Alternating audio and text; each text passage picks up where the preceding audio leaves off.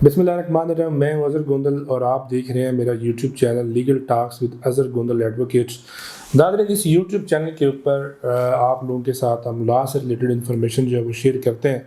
और अल्हम्दुलिल्लाह मेरा चूँकि 15 ईयर का एक्सपीरियंस है और पर पिछले 15 साल से नाज़रीन जो मैं प्रैक्टिस भी कर रहा हूँ, डिफरेंट कोर्ट्स में पेश होने का भी हमें मौका मिलता रहता है। इस्लामाबाद, रावलपिंडी, लाहौर हाई कोर्ट के अंदर भी काफ़ी ज़्यादा केसेस के अंदर जो है वो हम लोग पेश होते रहते हैं। तो चूँकि मेरा एक 15 साल का एक्सपीरियंस है, तो मेरी कोशिश ये थी कि जितने भी वो केसेस जो हम लोग आर्गूमेंट्स करके आए हैं कोर्ट्स में और हमने जो चीज़ें सीखी हैं वो आप लोगों तक भी पहुंचाई जाए, ताकि जितने भी हमारे यंग लॉयर्स हैं वो इस चीज़ को देखें और उनको इससे फ़ायदा हो सके। पिछली वीडियो नाज़रीन हमारा पार्ट 1 था, जिसमें मैंने आपको बताया था कि अगर आप ने प्री अरेस्ट बेल को आर्गू करना है और आप अक्यूज साइड से हैं तो कौन से पॉइंट्स को आपने माइंड में रखना है, और ये कॉमन पॉइंट्स बताए जाते हैं। बाकी इसके अलावा जो पॉइंट्स हैं वो चूँकि आपकी डिपेंड करता है किस तरह की एफआईआर है, किस तरह की आपकी जो सपोर्टिंग एविडेंस आपके पास आती है, वो अदर डॉक्यूमेंट्स हैं, तो वो भी आर्गू करना है।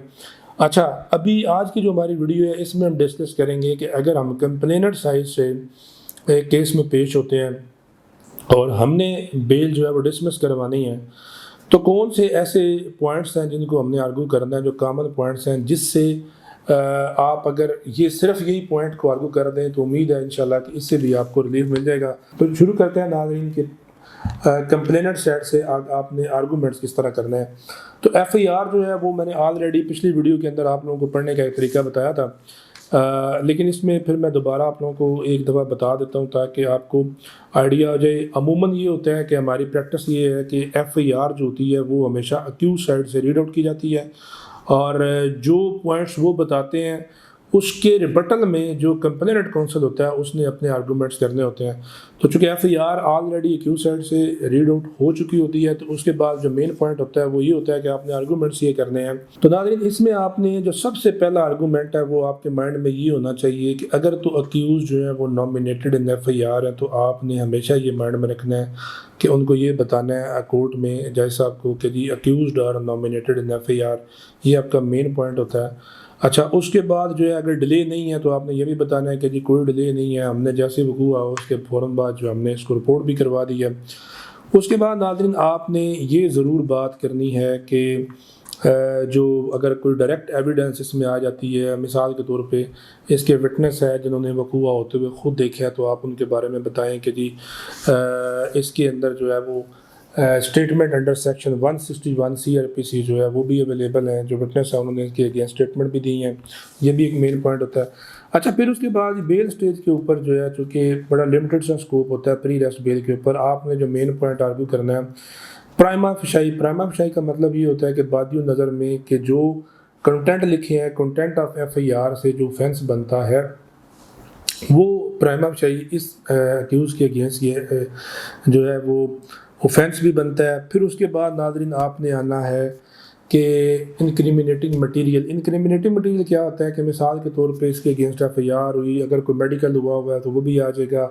अगर कोई इसके अलावा कोई और डॉक्यूमेंट है वो भी आ जाएगा, इसके अलावा इसकी स्टेटमेंट जो 161 होती हैं वो भी इसके अगेंस्ट है। ठीक है, तो ये एक आपके पास इनक्रिमिनेटिंग मटीरियल है अगेंस्ट द अक्यूज्ड और ये सारी एक्सपोर्टिंग एविडेंस है। अच्छा, उसके बाद आपने आर्गूमेंट्स करना होता है जी डीपर एप्रिसिएशन का मतलब ये होता है कि कोर्ट को आपने ये बताना है कि जी बेल स्टेज के ऊपर अदालत ने